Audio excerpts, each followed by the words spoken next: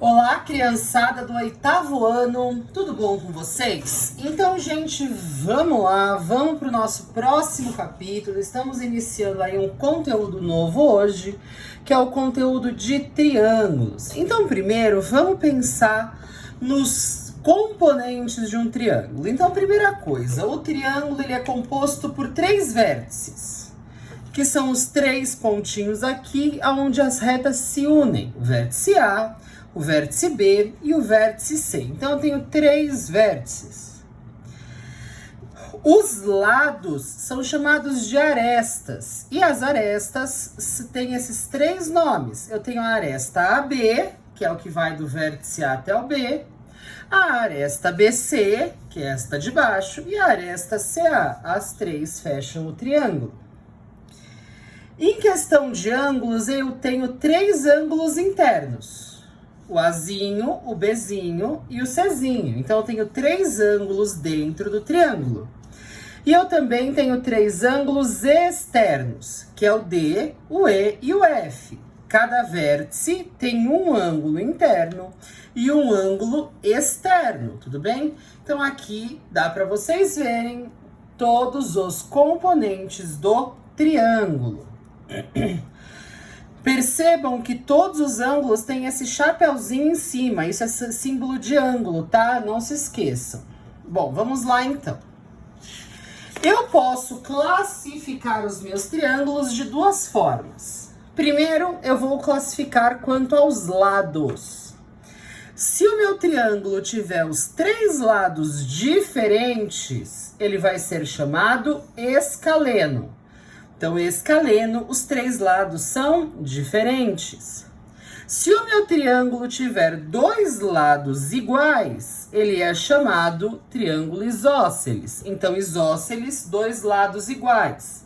Tá vendo esses 2 risquinhos aqui? Isso significa que esses lados são iguais, tudo bem? Tem a mesma medida.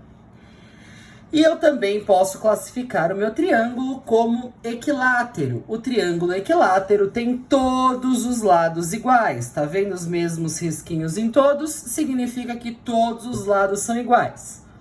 Então, quanto aos lados, o meu triângulo pode ser escaleno, isósceles ou equilátero. Muito bem, então vamos em frente. Eu também posso classificar os meus triângulos quanto aos ângulos que ele tem. Se os 3 ângulos do meu triângulo forem ângulos agudos, ele é chamado acutângulo. Então, acutângulo, 3 ângulos agudos. Para quem não lembra, ângulo agudo é o ângulo que é menor que 90 graus.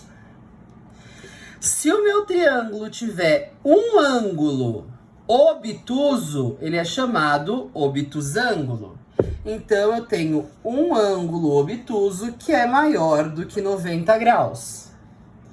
E se o meu triângulo tiver um ângulo reto, ele é chamado de triângulo retângulo. Lembrando que o ângulo reto é aquele que tem exatamente 90 graus. Então, dentro da classificação dos ângulos, o meu triângulo pode ser acutângulo, obtusângulo ou retângulo, tudo bem? Bom, muito bem, vamos em frente. Todo triângulo ele tem uma condição de existência. Então, vamos partir pelo seguinte ponto. Este vértice aqui é o vértice A, tudo bem? Na matemática, a gente vai chamar o lado oposto a ele de Azinho. Então, aqui, o lado oposto ao vértice A é chamado de Azinho. O lado oposto ao vértice B é o Bzinho. E o lado oposto ao vértice C é Czinho. E a regra de existência para um triângulo, o que precisa acontecer para que esse triângulo exista, é esta daqui. A soma de 2 lados é maior que o terceiro. Então, por exemplo, se eu fizer C mais B, isso é maior que o A. Se eu fizer B mais A, é maior que o C. E se eu fizer C mais A, é maior que o B. Isto para todo e qualquer triângulo. Quando eu somar dois lados, a soma deles tem que ser maior que o terceiro. Tudo bem? Então vamos em frente. Para terminar essa aula, nós temos a medida dos ângulos externos. Então, ângulos externos são esses verdinhos que a gente havia visto lá no começo. A soma de um ângulo externo é igual... Opa! A medida. Deixa eu escrever aqui errado. A medida de um ângulo externo é igual à soma dos dois ângulos internos não adjacentes a ele. Então, vamos pegar, por exemplo, o ângulo D, o ângulo externo D.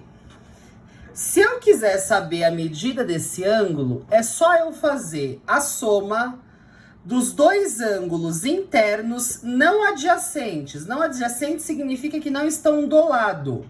Então, o A está do lado, o A é adjacente. Então, eu vou somar os outros dois. Eu vou fazer C mais B. Então, se eu quiser saber do ângulo externo, eu somo os dois não adjacentes.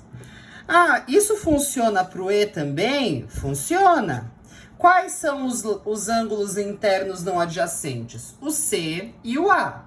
Então, o E é C mais A. Ah, e funciona para o F também? Funciona. O F são os dois não adjacentes. A mais B. Isso é uma regra matemática que vai servir para qualquer triângulo.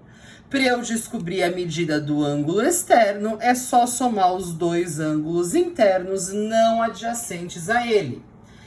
Gente, essa é uma aula tranquila, é uma aula curta, é uma aula de revisão de conteúdo, mas ela não deixa de ser importante.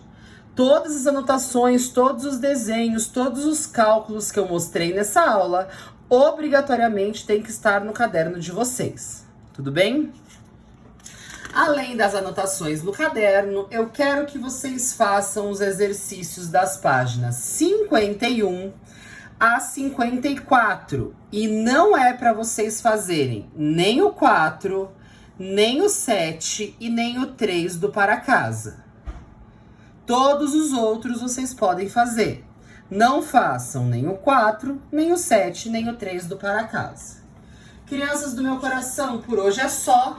Próxima aula corrigimos esse exercício e tiramos as dúvidas. E eu vou ver o caderno de vocês. Um beijo no coração, bons estudos e tchau, tchau.